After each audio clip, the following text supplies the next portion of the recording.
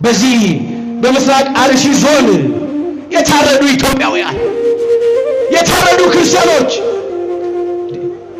ሰው ምን ይሁን በሰውነቱ ሊከበር ይገባል።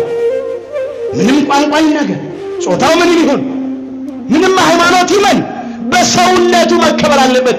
ሰው እኮ ክቡር የእግዚአብሔር ፍጡር እኮ ነው። ነገር ግን ዛሬ አንዳንድ ሰዎች ከአራዊት ከፍተው በጠራራ ፀሐይ ንጹሃን ኢትዮጵያውያንን በተለይም የኢትዮጵያ ኦርቶዶክሳዊት ተዋሕዶ ልጆችን ማተባቸውን እያዩ መስቀላቸውን እያዩ አርደው እየጣሏቸው ነው ያሉት። እዚህ ዘመን ደርሰናል። ዛሬ ማስጨናቂዎቻችን ብዙ ናቸው። ጠላቶቻችን ብዙዎች ናቸው። በግብፅ ምድር ከእስራኤል ወንዶቹ ሲወለዱ እንዳያድጉ እየታነቁ ይገደሉ ነበር። አዋላጆቹ ይገርማቸው ነበር። ሊቀ ነቢያት ሙሴ ሞት በታወጀበት ምድር ላይ ነው እኮ እግዚአብሔር በድንቅ ስራው ጠብቆ ሕዝቡን ሊያድን የተነሳው። ዛሬ ሞት ያወጁብናል። ይህም ቀን ግን ያልፋል ወገኖቼ። ሞታችንን እግዚአብሔር መልአኩን ልኮ ለሕይወት ይቀይራል። ዛሬ ይህን በዓል ስናከብር እነሱ ነፃ እንደወጡ እኛም ነፃ እንወጣለን። እንዳለቀስን አንቀርም። ደማችን እንደፈሰሰ አልቀርም። ክርስቲያኖች በቁማቸው እንደ በግ እንደታረዱ አንቀርም። አብያተ ክርስቲያናት እንደተቃጠሉ አንቀርም። ለሀገር ለወገን የሚጸልዩ መነኮሳት በገዳም ሲታረዱ አይተንን እንዴ? ምን እንገራችሁ? ሁለቱን ጆሮአችንን እኮ ጭው የሚያደርግ ነገር እኮ እየሰማን እያየን ነው።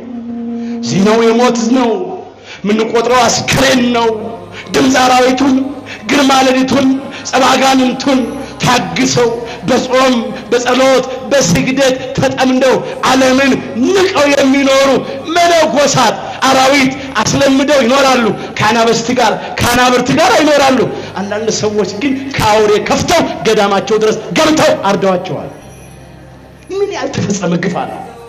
አንዳንድ ቤተክርስቲያን ካህናት ዲያቆናት ቀድሰው ሲወጡ ታርደው የለ እንዴ? በጉባኤ ቤት ውስጥ ሊቃውንቱ መምህራኑ ከደቀ መዛሙርቱ ጋር አብረው ተገድለው የለ እንዴ? ዛሬም እኮ ሌላ ፈርዖናውያን እኮ አሉ፣ ሌላ ግብፃውያን እኮ አሉ፣ በንጹሃን ደም የሚጣጠቡ አሉ። አሁንም አቤቱ አምላካችን እግዚአብሔር ሆይ እስራኤል ዘሥጋን ሊቀ መላእክት ቅዱስ ሚካኤል ልከ ከግብፃውያን ያደንክ እኛንም ከዘመኑ ግብፃውያን እኛን ኢትዮጵያውያንን አድነን እንበለው። ያድነናል። የፊቱ መልአክ አዳናቸዋል። ዛሬም ኢትዮጵያውያንን ከጨካኞቹ ከግፈኞቹ ከነፍሰ ገዳዮቹ እጅ ያድነን። መጸለይ ነው፣ መጮህ ነው፣ መማፀን ነው፣ ማልቀስ ነው። ይቆምላችሁ ብሏል እግዚአብሔር በዚህ በመከራው ዘመን።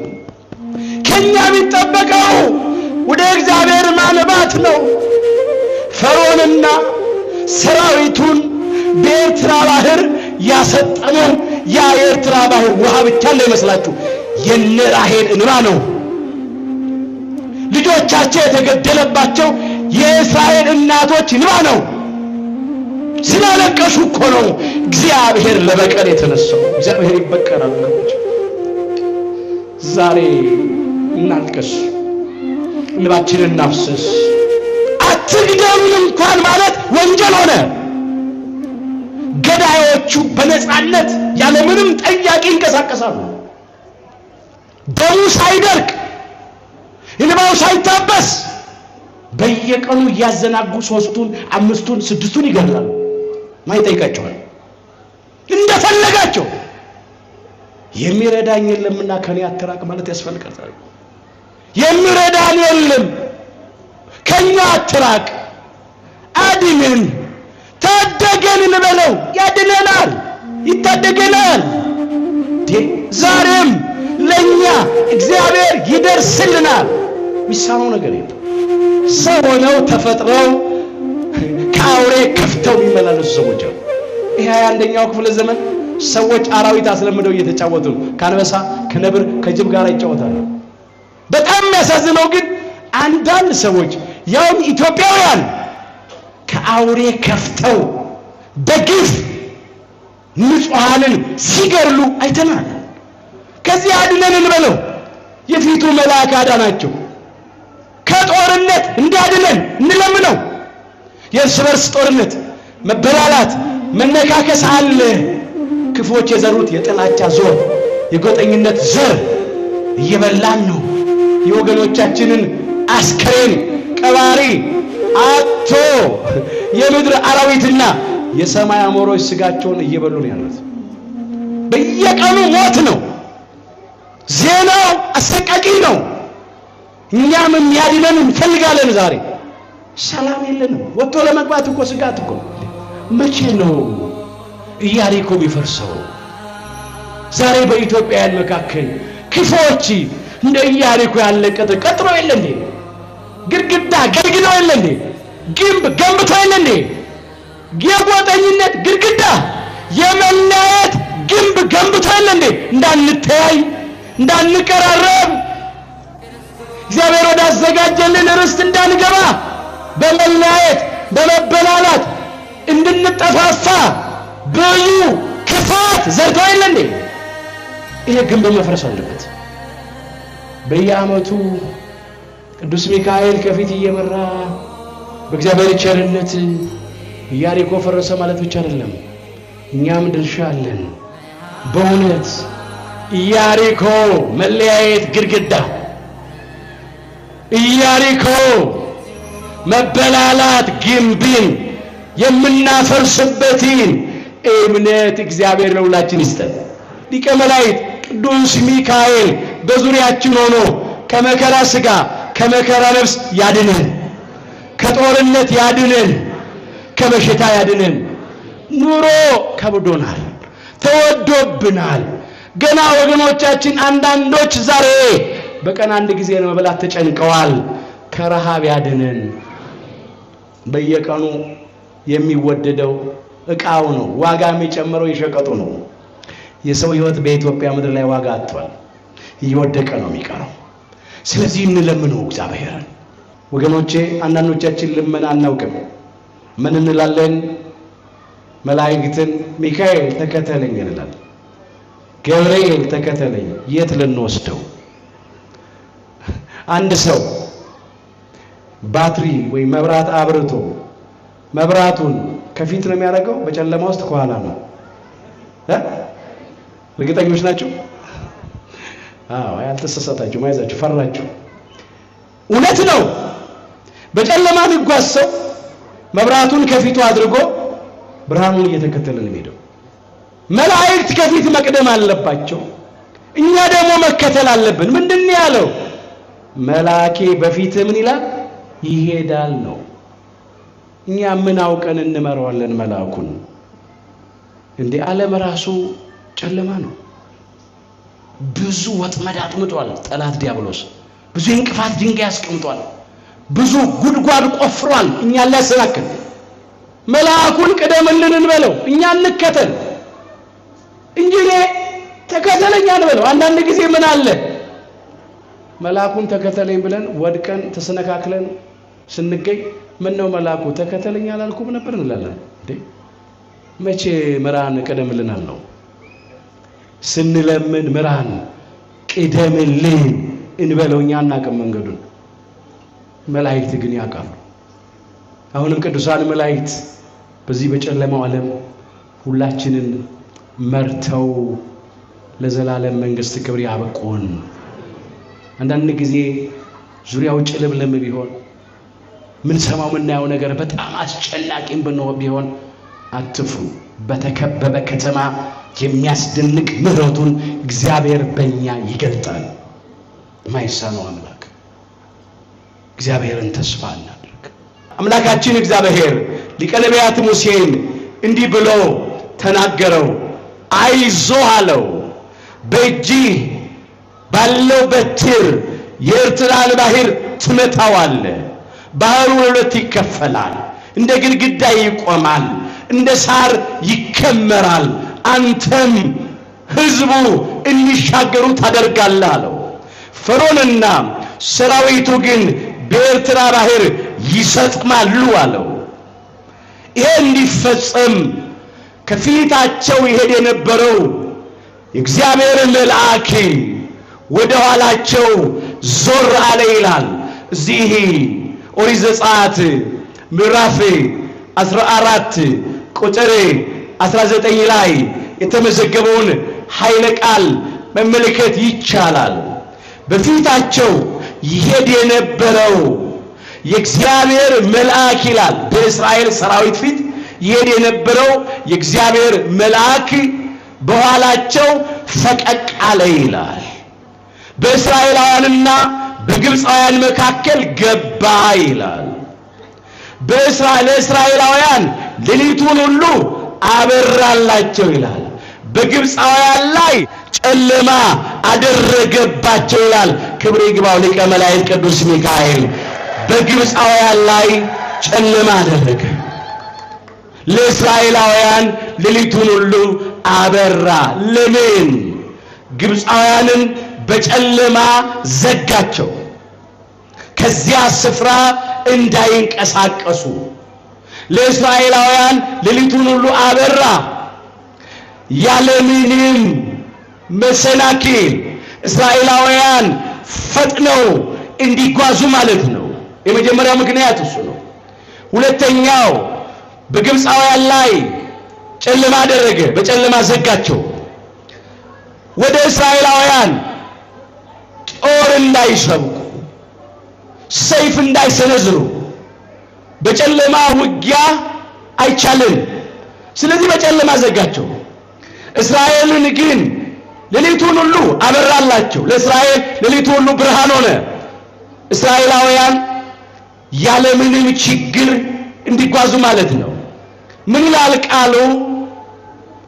እስራኤላውያንና ግብፃውያን እርስ በርሳቸው አልተቃረቡም ይላል። ሌሊቱን ሁሉ እስራኤል እየራቁ ሄዱ፣ ግብፃውያን ግን እዚያው በጨለማ ተዘጉ። ሊቀ ነቢያት ሙሴ ከእግዚአብሔር እንደታዘዘ በያዘው ተአምራት በሚያደርግበት በትር የኤርትራን ባህር መታው። ባህሩ ለሁለት ተከፈለ፣ እንደ ግድግዳ ቆመ፣ እንደ ሳር ክምር ሆነ።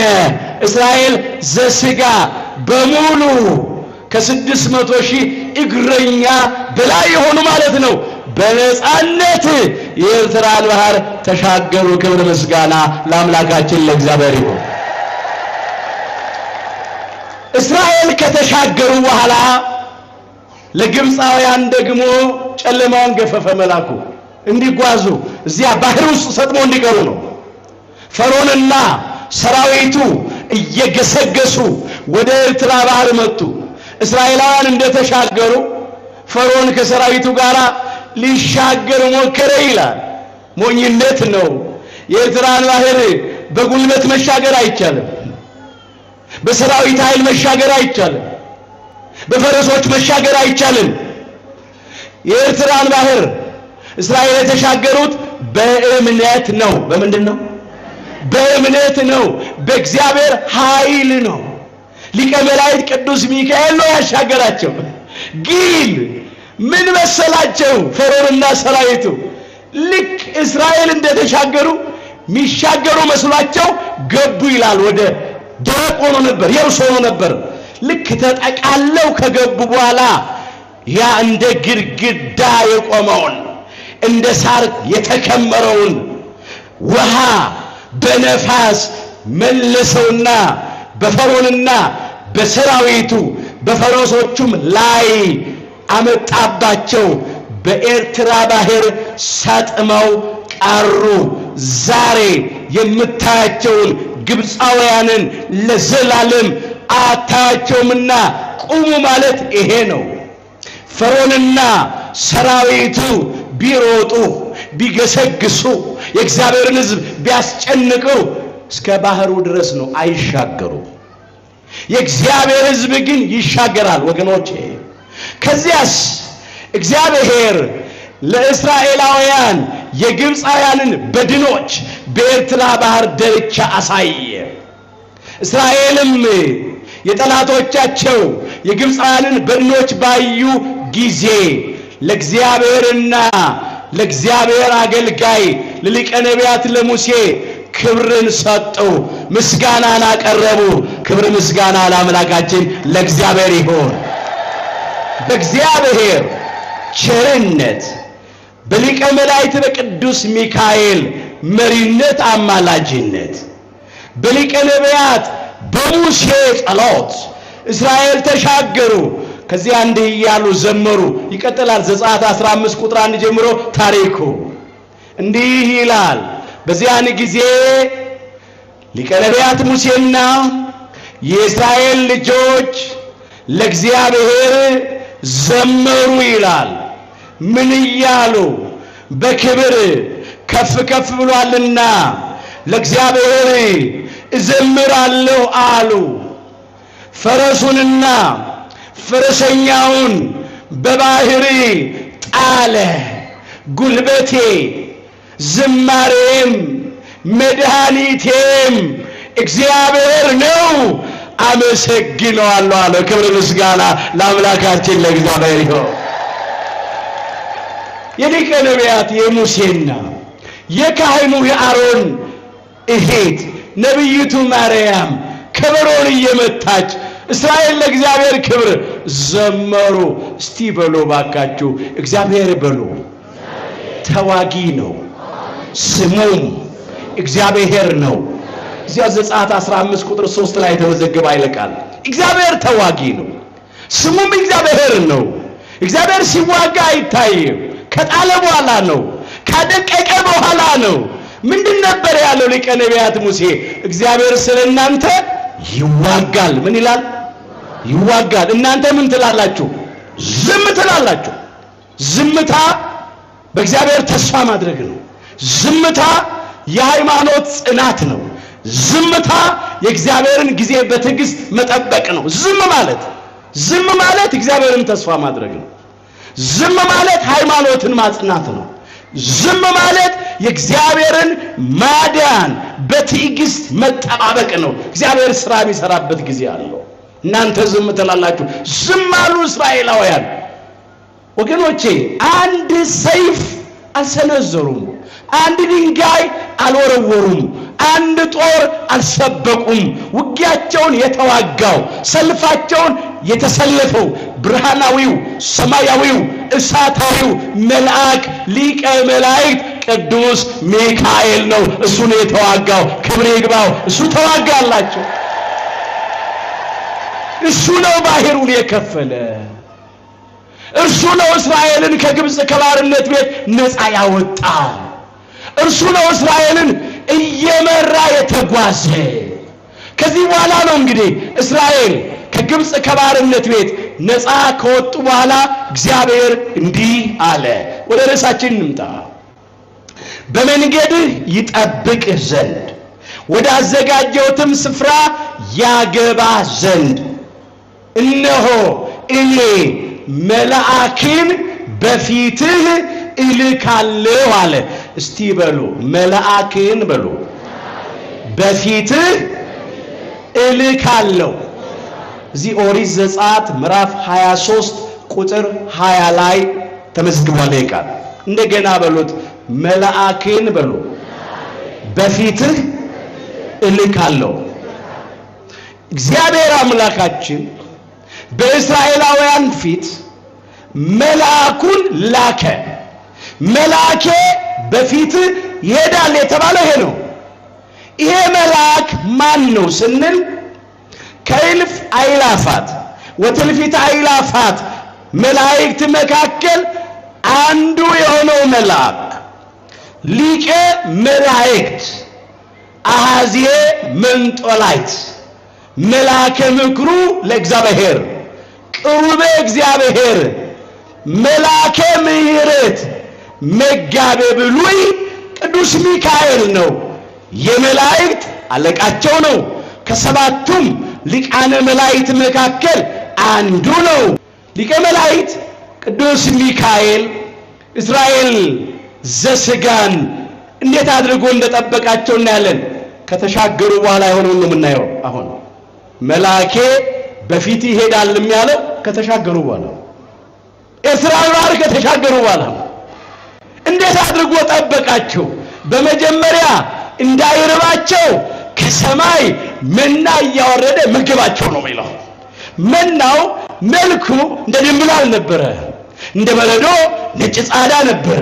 ጣዕሙ በዘይት እንደተለወሰ እንጎቻ ይጣፍጥ ነበር ይላል። ያንን መና እንደ አቅማቸው ይሰበስባሉ፣ ይበላሉ።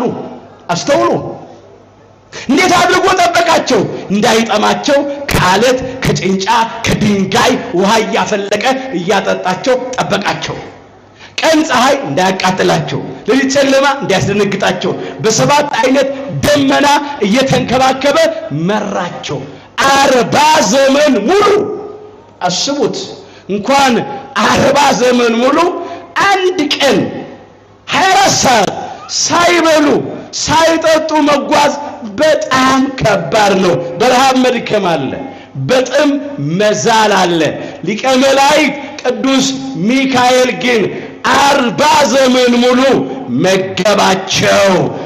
እግራቸው አላበጠም ይላል፣ ልብሳቸውም አላረጀም ይላል። እዚህ መጽሐፈ ነህምያ ምዕራፍ 9 ቁጥር 19 ላይ ክብር ምስጋና ለአምላካችን ለእግዚአብሔር ይሁን። መናህንም ከአፋቸው አልከለከልክም አለ። እነሆ ለጥማታቸው ከአለት ከጭንጫ ውሃ ፈለክላቸው አለ። እግራቸው አላበጠም፣ ልብሳቸውም አላረጀም ይላል። 40 ዘመን ሙሉ በበረሃ እግዚአብሔር እንዲህ የተንከባከበ በሊቀ መላእክት በቅዱስ ሚካኤል ጠባቂነት መሪነት ተጓዙ፣ ሄዱ። ወደየት? ወደ ኢየሩሳሌም ገሰገሱ። አስተውሉ ወገኖቼ፣ አምላካችን እግዚአብሔር ፈጥሮ ያለ ጠባቂ አልተወንም አይተወንም። በብሉይ ኪዳን እስራኤል ዘሥጋን እንዲጠብቃቸው እግዚአብሔር ለእስራኤል ዘሥጋ ቅዱስ ሚካኤልን እንደሰጣቸው በአዲስ ኪዳን እስራኤል ዘነፍስ ስለምንባል ለአዲስ ኪዳን እስራኤሎች ለኛ ለክርስቲያኖችም እግዚአብሔር ቅዱስ ሚካኤልን ሰጥቶናል። እንዲህ ተብሎ ስለተመዘገበ እስቲ በሉ ከኔ ጋራ ስለ ሕዝብ ልጆች በሉ። የሚቆመው ታላቁ አለቃ ሚካኤል ይነሳል። ትንቢተ ዳንኤል ምዕራፍ 12 ቁጥር 1 አስተውላችሁ ተከታተሉ። በዚያም ዘመን ይላል። በዚያ ዘመን ያለው ወደፊት ሊሆን ስላለው ነገር ነው። ነብዩ ቅዱስ ዳንኤል ከእግዚአብሔር አግኝቶ ትንቢት ሲናገር ነው። በዚያ ዘመን ያለው በመጨረሻው ዘመን ዋዜማ ትንቢት በሚፈጸምበት ምሳሌ በሚደርስበት ዘመን አውሬው ሐሳዊ መሲህ ሐሰተኛው ክርስቶስ በሚሰለጥንበት ጊዜ ነውሩ እንደ ክብር፣ ኃጢአቱ እንደ ጽድቅ፣ ርኩሰቱ እንደ ቅድስና፣ ክህደቱ እንደ እምነት፣ የሞት ሥራ እንደ ሕይወት ሥራ ተቆጥሮ በአደባባይ ላይ በሚፈጸምበት ዘመን ማለት ነው። በዚያ ባስጨናቂው በመከራው ዘመን ማለት ነው። በዚያ ዘመን አለ ስለ ሕዝብህ ልጆች። ስለማን አለ? ስለ ሕዝብ ልጆች። እዚህ ላይ አሁን በአዲስ ኪዳን የሕዝብ ልጆች የሚባሉ ክርስቲያኖች ናቸው። ክርስቲያኖች ነን። ወንዶቹ በ40 ቀን፣ ሴቶቹ በ80 ቀን ከማኅፀነ ዮርዳኖስ ከጸጋ መንፈስ ቅዱስ ዳግም በጥምቀት ተወልደን በሜሮን ከብረን የአምላክን ቅዱስ ሥጋና ክቡር ደም ተቀብለን እግዚአብሔርን በልጅነት ክብር አይተናል። ለመንግሥተ ሰማያት ክብር ታይተናል። በእውነት የእግዚአብሔር ልጆች የምንባል እኛ ነን። እኛ ልጆቹ ነን። እርሱም ደግሞ አባታችን ነው። ክብር ይግባው አምላካችን እግዚአብሔር። ሁልጊዜ አባታችን ሆይ ነው የምንለው። ስለ ሕዝብህ ልጆች፣ ስለኛ ስለ ክርስቲያኖች የሚቆም አለ የሚቆምልን ቅዱስ ሚካኤል ይነሳል። ለእስራኤል ዘሥጋ በብሉይ ኪዳን ቆመ፣ ጠበቃቸው፣ ምዘርስትን አደረሳቸው። ለእስራኤል ዘነፍስ ለኛ ለክርስቲያኖች በአዲስ ኪዳን ይቆምልናል።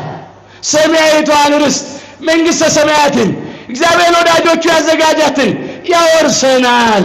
ዛሬም ቅዱስ ሚካኤል ይቆምልናል። ይቆምላችሁ ብሎ እግዚአብሔር ሰጥቶናል። ስለ ሕዝብ ልጆች የሚቆመው ታላቁ አለቃ ሚካኤል ይነሳል። አንድ ደካማ ሰው፣ የተገፋ የተበደለ አቅም የሌለው ሰው ምን ያቆማል? ጠበቃ ያቆማል። ከዚያ እስከ ባላጋራው ጋር ተሟግቶ ሊረታኮን ጠበቃው እሱን ወክሎ ይከራከራል፣ ይሟገታል በፍርድ ቤት። ያውም ጠበቃው ገንዘብ ተከፍሎትለት ነው ለዚያ ለተበደለው ለተገፋው ሰው የሚቆምለት ጥብቅና።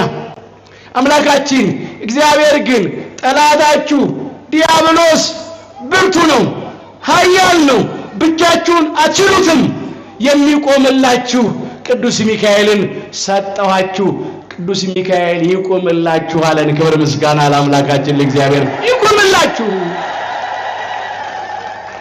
መጋቤ ብሉይ ወተራዳይ ሐዲስ ነው።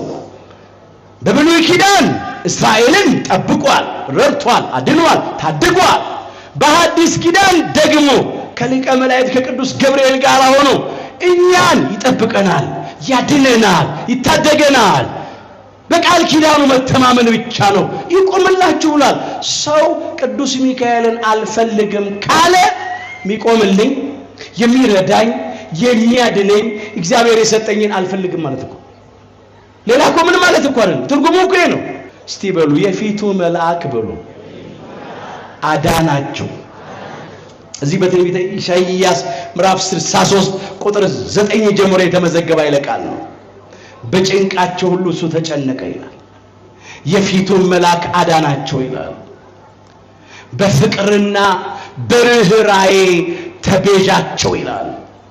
በቀደመውም ዘመን አንስቶ ተሸከማቸው ይላል። ከፍ ከፍ አደረጋቸው ሲል ነው። የፊቱ መልአክ አዳናቸው ምን ማለት ነው? በፊታቸው ይሄድ የነበረው ሊቀ መላእክት ቅዱስ ሚካኤል እስራኤል ዘስጋን ከመከራ አዳናቸው፣ ከጠላቶቻቸው አዳናቸው፣ ከረሃብ ከጥም አዳናቸው ማለት እኮ ነው። የፊቱ መልአክ አዳናቸው። ዛሬም ሚረዳን የሚያድነን ጠፍቷልና እስራኤል ዘስጋን ከጠላቶቻቸው ካስጨናቂዎቻቸው እጅ ቅዱስ ሚካኤል እንዳዳናቸው እኛንም ያድነን። የሚያስጨንቁን ብዙዎች ናቸው። የዘመኑ ግብፃውያን ያስጨንቁናል። ፈርዖንና ሰራዊቱ እስራኤል ዘስጋ እንዳስጨነቁ ዛሬም ያስጨንቁናል። ፈርዖናውያን አሉ፣ ነፍሰ ገዳዮች፣ ጨካኞች፣ በንጹሃን ደም የሚታጠቡ አሉ። ኢአማንያን፣ አረማውያን፣ አሕዛብ አሉ። እግዚአብሔርን ማይፈሩ፣ ሰውን የማያፍሩ፣ ሆዳቸው አምላካቸው፣ ክብራቸው መኖራቸው፣ ሐሳባቸው ምድራዊ፣ መጨረሻቸው ጥፋት የሆኑ ክርስቲያኖችን እንደ በግ እንደ ዶሮ የሚያርዱ አሉ። ሰው ያወቀው ፀሐይ የሞቀው የአደባባይ ምስጢር እኮ ነው። እኔ መጽሐፍ ጠቅሼ ከመነግራችሁ በላይ ራሱ እኮ ዘመኑ ይናገራል። ዘመኑን መዋጀት እኮ ነው። እኔ የቅርብ ጊዜው እንኳን ትዝ አይለንም እንዴ? በዚህ በምስራቅ አርሲ ዞን የታረዱ ኢትዮጵያውያን፣ የታረዱ ክርስቲያኖች። ሰው ምንም ይሁን በሰውነቱ ሊከበር ይገባል። ምንም ቋንቋ ይናገር፣ ጾታው ምንም ይሁን፣ ምንም ሃይማኖት ይመን፣ በሰውነቱ መከበር አለበት። ሰው እኮ ክቡር የእግዚአብሔር ፍጡር እኮ ነው። ነገር ግን ዛሬ አንዳንድ ሰዎች ከአራዊት ከፍተው በጠራራ ፀሐይ ንጹሃን ኢትዮጵያውያንን በተለይም የኢትዮጵያ ኦርቶዶክሳዊት ተዋሕዶ ልጆችን ማተባቸውን እያዩ መስቀላቸውን እያዩ አርደው እየጣሏቸው ነው ያሉት። እዚህ ዘመን ደርሰናል። ዛሬ ማስጨናቂዎቻችን ብዙ ናቸው። ጠላቶቻችን ብዙዎች ናቸው። በግብፅ ምድር ከእስራኤል ወንዶቹ ሲወለዱ እንዳያድጉ እየታነቁ ይገደሉ ነበር። አዋላጆቹ ይገርማቸው ነበር።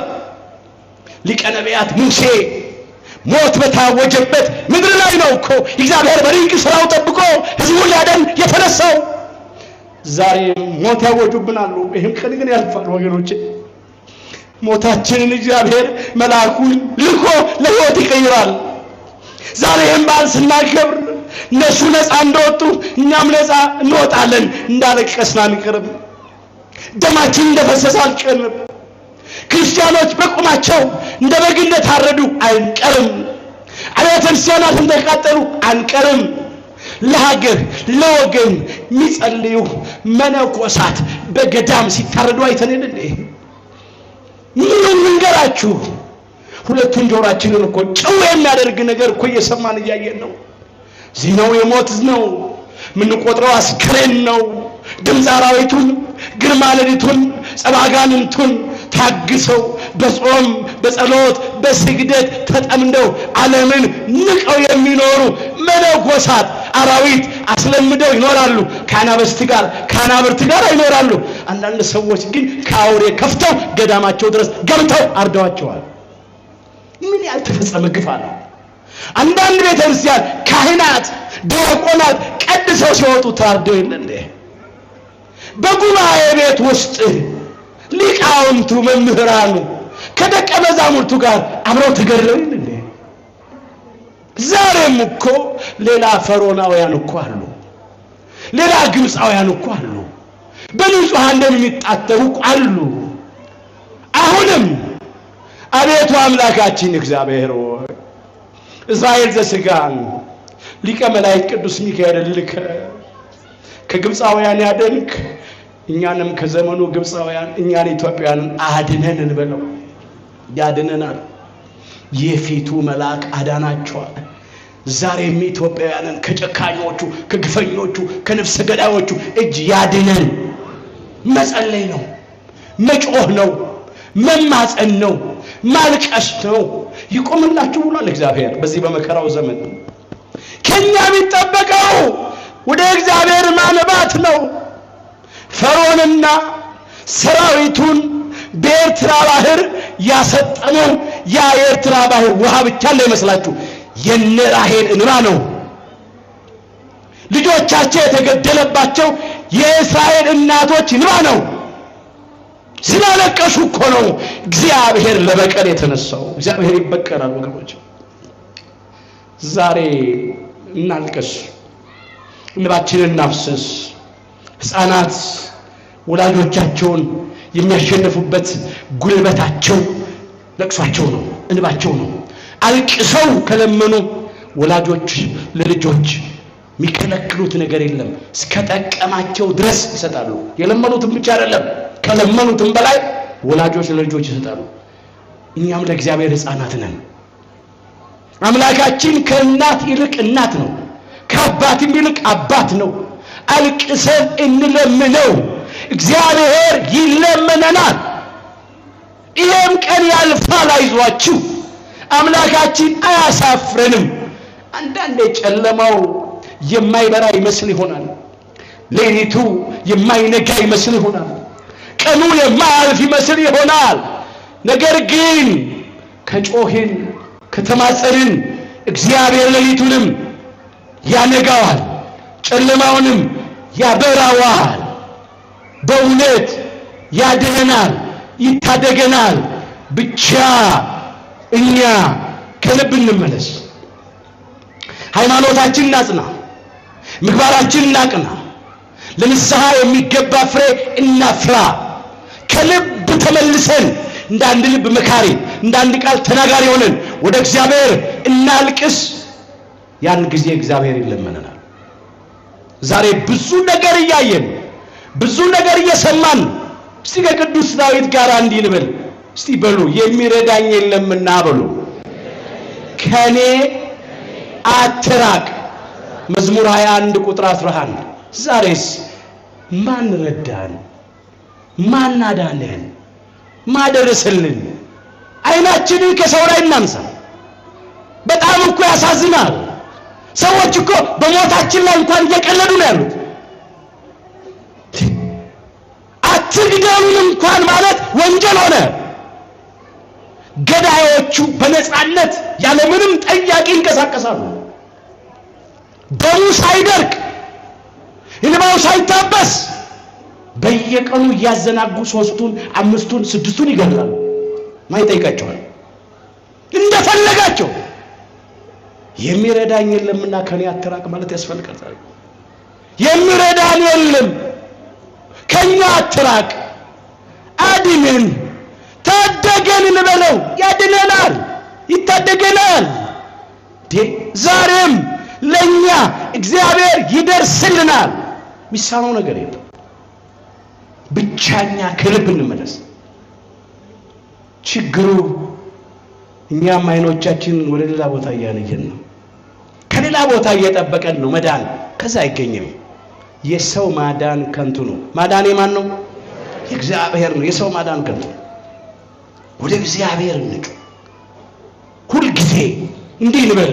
እስቲ ከኔ ጋር በሉ፣ የምትገዛልህን ነፍስ በሉ ለአራዊት አትስጣት፣ የችግረኞችንም ነፍስ ለዘወትር አትርሳ።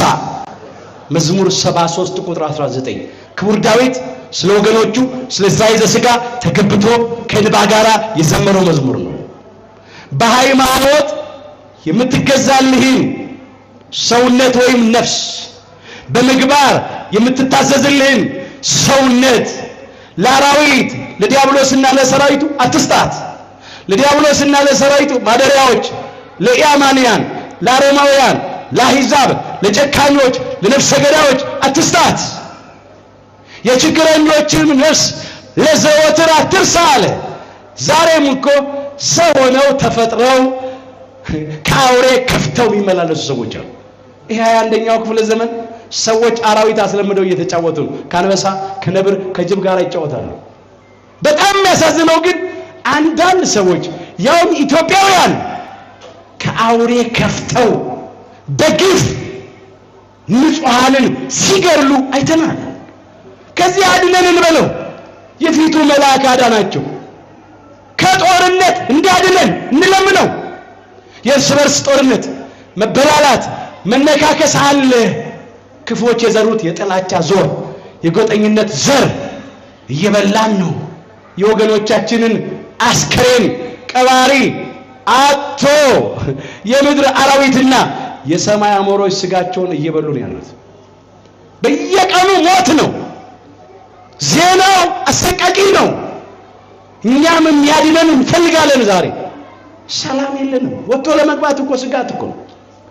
በመንገድ ይጠብቅ ዘንድ ወደ አዘጋጀህም ስፍራ ያገባ ዘንድ እነሆ መልአክን በፊትህ እልካለሁ ነው ያለው። መልአኬ በፊትህ ይሄዳል።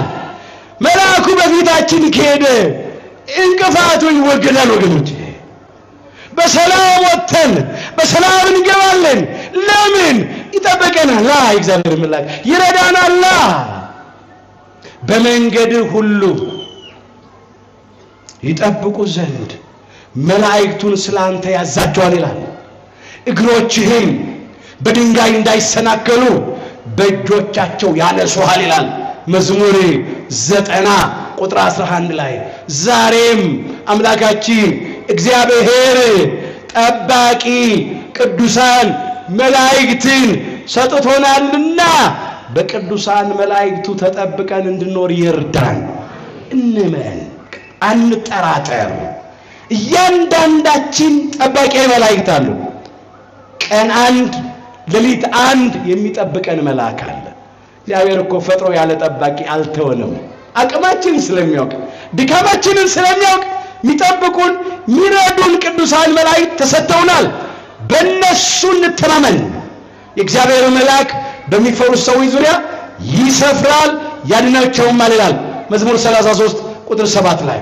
የእግዚአብሔር መልአክ እንደ ቅዱስ ሚካኤል ያለው እግዚአብሔርን በሚፈሩ እግዚአብሔርን በሚወዱ በሚያመልኩ ዙሪያ ይሰፍራል፣ ይከባል፣ ይከትማል፣ ያድናቸውማል። ዛሬም ሊቀ መላእክት ቅዱስ ሚካኤል በዙሪያችን ሆኖ ከመከራ ሥጋ ከመከራ ነፍስ ያድነን፣ ከጦርነት ያድነን፣ ከበሽታ ያድነን። ኑሮ ከብዶናል፣ ተወዶብናል። ገና ወገኖቻችን አንዳንዶች ዛሬ በቀን አንድ ጊዜ ለመብላት ተጨንቀዋል። ከረሃብ ያድነን። በየቀኑ የሚወደደው ዕቃው ነው። ዋጋ የሚጨምረው የሸቀጡ ነው። የሰው ሕይወት በኢትዮጵያ ምድር ላይ ዋጋ አጥቷል። እየወደቀ ነው የሚቀረው። ስለዚህ እንለምነው እግዚአብሔርን። የመጀመሪያው ነገር ይሄ ነው። እስራኤልን ነፃ ያወጣ ቅዱስ ሚካኤል እኛንም ያወጣናል። እስራኤልን በመንገዳቸው ይመራ እኛንም ይመራናል። ለኢያሱ ለነዌ ቅዱስ ሚካኤል የቆምከበት ስፍራ የተቀደሰ ነውና ጫማህን ከእግር አውልቃል። ለጊዜው በቆሙ ጫማውን አውልቋል። በዚህ በኩል እኛም ችግር የለብንም። ክርስቲያኖች ወደ ቤተክርስቲያን ስንገባ ቦታው የተቀደሰ ነው፣ እግዚአብሔርን ቤት አክብረን ጫማ እናወልቃለን፣ ይገባል። ግን ጫማው ብቻ አይደለም መውለቅ ያለበት፣ ከልቡናችን እግሮች ላይ መውለቅ ያለበት ጫማ አለ። አንዳንዶቻችን በልቡናችን እግር ላይ አምልኮተ ጣዖት ተጫምተናል፣ መውለቅ አለበት። የዝሙት ጫማ የተጫመትናለን፣ በሲሰኝነት የምንመላለስ እንደ ውሻ የምንልከሰከስ ከዚህም ከዚያ የምንደርስ መቅደስ አካላችን በዝሙት ያረከስናለን። ይሄ መውለቅ አለበት።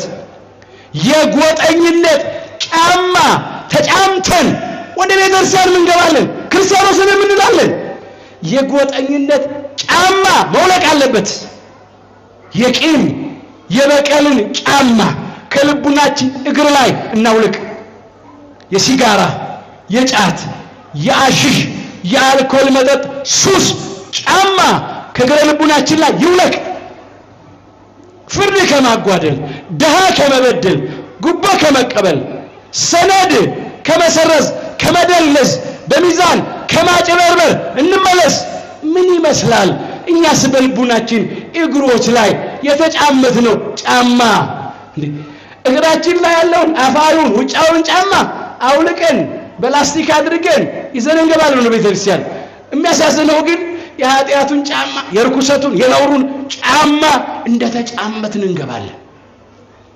አሁን እሱን አውልቆ ነው የሚለው ቅዱስ ሚካኤል። ይሄን በዓል ስናከብር ዛሬ ማድረግ ያለብን የነውርን፣ የስጋን ስራ፣ የጨለማን ስራ፣ ማንኛውንም የኃጢአት ስራ ጫማ ሁሉ ከእግረ ልቡናችን ላይ አውልቀን መሆን አለበት።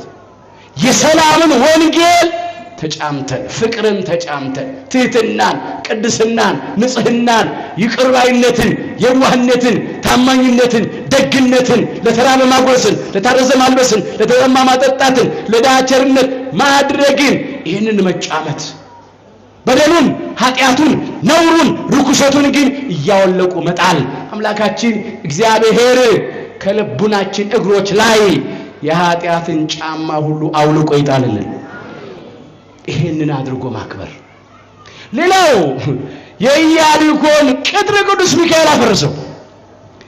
የእስራኤላውያንም ግን አስተዋጽኦ አለበት። ምን አድርገዋል? ጸልየዋል። ዑደት እያደረጉ እግዚኦ ብለዋል። ታቦቱን አክብረው 7 ቀን 6 ቀን አንዳንድ ጊዜ ዑደት አደረጉ፣ ዞሩ። በሰባተኛው ቀን 7 ጊዜ ዞሩ።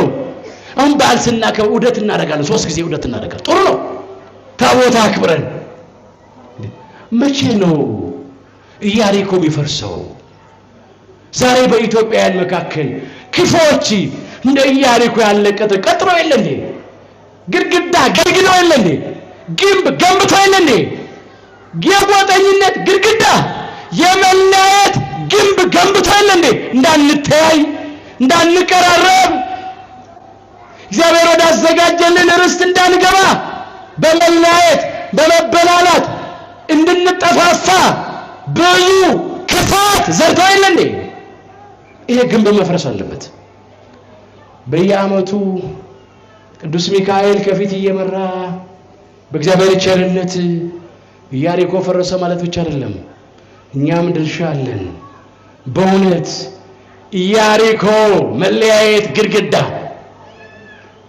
ኢያሪኮ መበላላት ግንብን የምናፈርስበትን እምነት እግዚአብሔር ለሁላችን ይስጠን። ኢያሪኮም የፈረሰው በእምነት ነው። አንዳንድ ሰዎች ኢያሪኮ በእልልታ ፈርሷል ይላሉ። ያችን ብቻ ይዘው እልልታ ብቻውን አያፈርስም። ሶማ ብዙ ጊዜ እልልን ይልል እንደ መቼ እልልታ ጠፋ?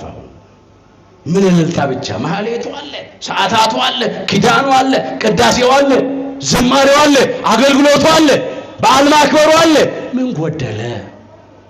ግን ያለ እምነት ከሆነ፣ ያለ በጎ ምግባር፣ ያለ ጽድቅ ስራ ከሆነ፣ ያለ ፍቅር ከሆነ፣ ያለ ንጽህና፣ ያለ ቅድስና፣ ያለ ንስሐ ከሆነ ግን ምንም ከደመና በታች እልልታ ብቻ አይደለም ያፈርሰው። እንደው ትንሽ ነገር ብቻ ይዘናል እናገር። አንዳንድ ጊዜ እኛም ጋር ክፍተት አለ። ኢያሪኮ እኮ በእልልታ ነው የፈረሰው የሚሉ ሰዎች አሉ። እልልታን ብቻ ነው ያሰቡት። ኢያሪኮ የፈረሰው በእምነት ነው። እምነት በማጽናት ነው። ኢያሪኮ የፈረሰው በጸሎት ነው። ኢያሪኮ የፈረሰው በጎ ምግባር ጽድቅ በመስራት ነው። ለእግዚአብሔር በመታመን ነው። በእውነት ሃይማኖታችን አጽንተን ምግባራችን አቅንተን ለንስሐ የሚገባ ፍሬ አፍርተን ዛሬም እንደ ኢያሪኮ ያስጨነቀንን ነገር ሁሉ እንድናፈርሰው ይርዳን። አይዟችሁ፣ እግዚአብሔር ከኛ ጋር ነው። እግዚአብሔር የሚጠብቁን የሚረዱን የሚያድኑን የሚታደጉን ቅዱሳን መላእክት ሰጥቶናል። ስለዚህ አንፍራ። የፍርሃትን ጫማ ከልቡናችን እግር ላይ እናውልቅ። በእምነት ጸንተን እንቁም።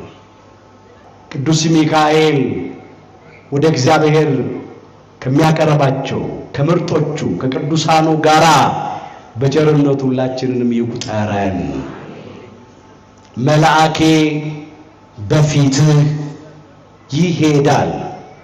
ኦሪት ዘጸአት ምዕራፍ 23 ቁጥር 23። ወገኖቼ አንዳንዶቻችን ልመና አናውቅም። ምን እንላለን? መላእክትን ሚካኤል ተከተለኝ እንላለን፣ ገብርኤል ተከተለኝ። የት ልንወስደው? አንድ ሰው ባትሪ ወይ መብራት አብርቶ መብራቱን ከፊት ነው የሚያደርገው፣ በጨለማ ውስጥ ከኋላ ነው? እርግጠኞች ናቸው? አዎ፣ ያልተሰሳታችሁ ማይዛችሁ ፈራችሁ። እውነት ነው። በጨለማ የሚጓዝ ሰው መብራቱን ከፊቱ አድርጎ ብርሃኑን እየተከተለ ነው የሚሄደው።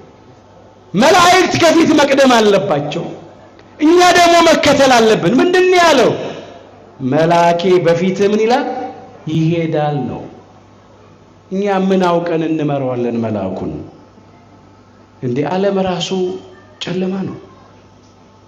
ብዙ ወጥመድ አጥምጧል ጠላት ዲያብሎስ። ብዙ እንቅፋት ድንጋይ አስቀምጧል። ብዙ ጉድጓድ ቆፍሯል እኛን ሊያሰናክል። መልአኩን ቅደምልን እንበለው፣ እኛ እንከተል እንጂ ተከተለኝ አንበለው። አንዳንድ ጊዜ ምን አለ መልአኩን ተከተለኝ ብለን ወድቀን ተሰነካክለን ስንገኝ ምን ነው መልአኩ ተከተለኝ አላልኩም ነበር እንላለን። እንዴ መቼ ምራን ቅደምልናል ነው? ስንለምን ምራን ቅደምልን እንበለው። እኛ አናውቅም መንገዱን፣ መላእክት ግን ያውቃሉ። አሁንም ቅዱሳን መላእክት በዚህ በጨለማው ዓለም ሁላችንን መርተው ለዘላለም መንግስት ክብር ያበቁን። አንዳንድ ጊዜ ዙሪያው ጭልምልም ቢሆን ምን ሰማው ምናየው ነገር በጣም አስጨናቂም ቢሆን አትፍሩ። በተከበበ ከተማ የሚያስደንቅ ምሕረቱን እግዚአብሔር በእኛ ይገልጣል። ማይሳነው አምላክ እግዚአብሔርን ተስፋ እናድርግ። መልአኬ በፊትህ ይሄዳል። ኦሪት ዘጸአት ምዕራፍ 23 ቁጥር 23።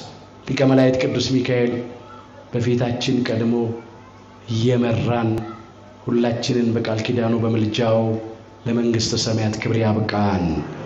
የሁላችንንም መጨረሻችንን አምላካችን እግዚአብሔር በቸርነቱ ያሳምርልን።